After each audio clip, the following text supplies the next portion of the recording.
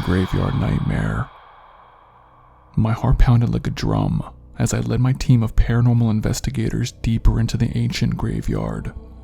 The moon cast long shadows among the tombstones, and a chilling wind whispered through the trees. It was the perfect setting for a night of ghost hunting, or so we thought. Our team consisted of 5 seasoned investigators, each equipped with various tools and gadgets to capture evidence of the supernatural. We had seen our fair share of eerie encounters, but nothing could have prepared us for what awaited in that desolate cemetery. The eerie silence was broken by the distant hoot of an owl. A feeling of unease washed over me as we pressed forward. My flashlight trembled slightly in my hand as I scanned the surroundings. The tombstones, worn by the time, bore the names of long-forgotten souls. Suddenly, a low growl echoed through the graveyard. We all froze, our flashlights flickering wildly. My heart raced, and I felt a cold sweat bead on my forehead. Our equipment, however, detected nothing unusual. I exchanged nervous glances with my team members, but we couldn't see anything out of the ordinary. Yet, the sense of impending doom hung heavily in the air. We cautiously continued our exploration, trying to pinpoint the source of that haunting growl. My pulse quickened with every step, and I gripped my EMF meter tightly. Then, emerging from the shadows, we saw him, a man, disheveled and wild-eyed. He stood near a crumbling mausoleum, his gaze vacant, like a lost soul. "Hey, are you alright?" I called out, my voice trembling. The man did not respond. Instead, he pulled out a gleaming knife from his tattered coat, and the moonlight reflected ominously off the blade. Panic surged through our group like an electric shock. In an instant, the man charged at us, slashing wildly with the knife. We scattered in all directions, our equipment crashing to the ground. Fear gripped our hearts as we dodged the relentless attacker. There was something utterly unsettling about the way he moved, devoid of any human restraint. He seemed impervious to pain and fatigue, his eyes filled with madness. We fought desperately for our lives, using whatever we could find as makeshift weapons. It was a nightmarish battle in the very place we had come to investigate. Each swing of the knife was a deadly threat, and we were running out of options. In a desperate act, I managed to grab a heavy branch from the ground and swung it with all my might at the man's head. The impact sent him stumbling backwards, blood streaming from a gash on his forehead. Gasping for breath, we seized the opportunity to flee. We left behind our equipment and ran as if the hounds of hell were on our heels. The man's inhumane growls and curses echoed in the distance. We reached the safety of our parked van hours later, our faces pale and our bodies trembling. We immediately called the police to report the harrowing encounter. Despite an extensive search, the authorities found no trace of the assailant. Our equipment remained behind in the graveyard, a chilling reminder of that night when we discovered that true horror could exist in the form of a living nightmare. Graveyard Walk. The graveyard, with its moss-covered tombstones and ancient trees, had always been a place of quiet contemplation for me. It was a moonless night, and silence hung in the air as I made my way through the cemetery. The only light came from the dim glow of distant street lamps, casting long shadows that were amongst the gravestones. I'd often walk through this graveyard at night, finding solace in its tranquility. But tonight, something felt different, as if the very atmosphere had changed. Goosebumps prickled my arms, and I quickened my pace. As I moved deeper into the cemetery, I heard a faint rustling sound, like leaves being shuffled by an unseen presence. I stopped in my tracks, my flashlight trembling in my hand as I scanned the darkness. There, in the distance, I saw a figure moving among the gravestones. My heart pounded as I called out, "Hello? Is someone there?"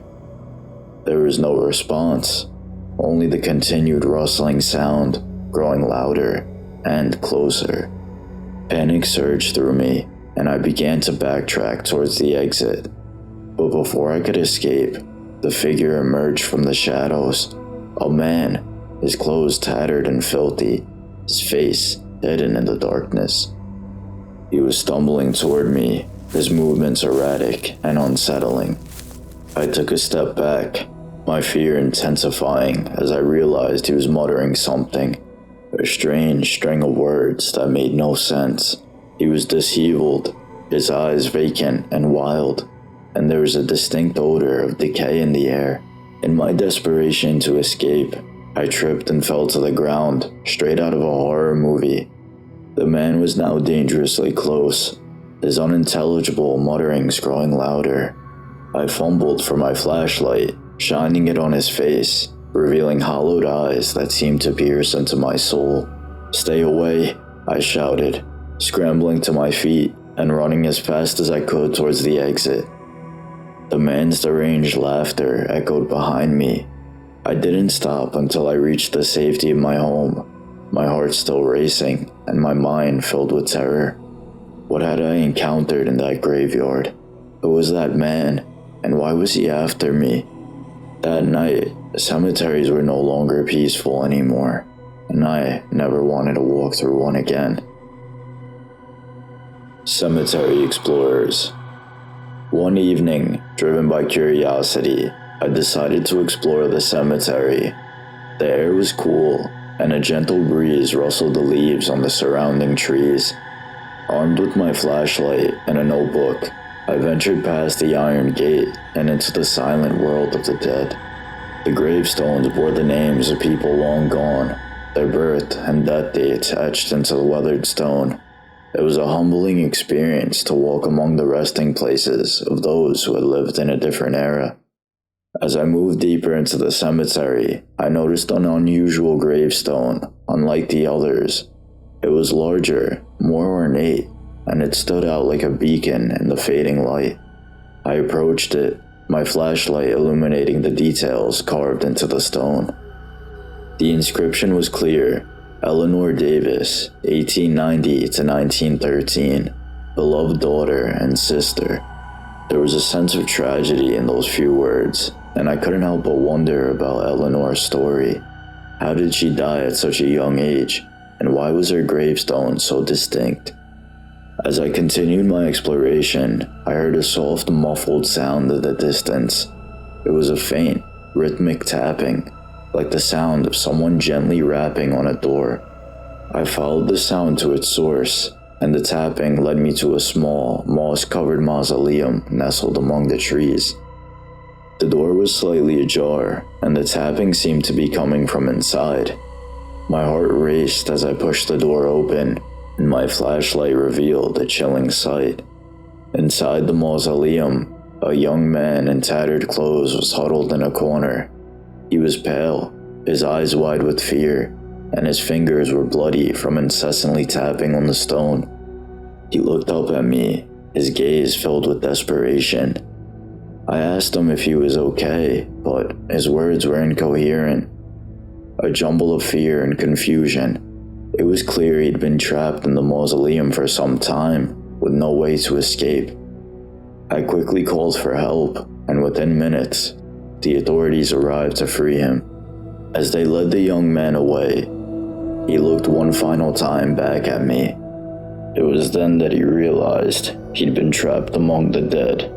He must have stumbled into the graveyard alone, or perhaps somebody led him there and trapped him in the mausoleum.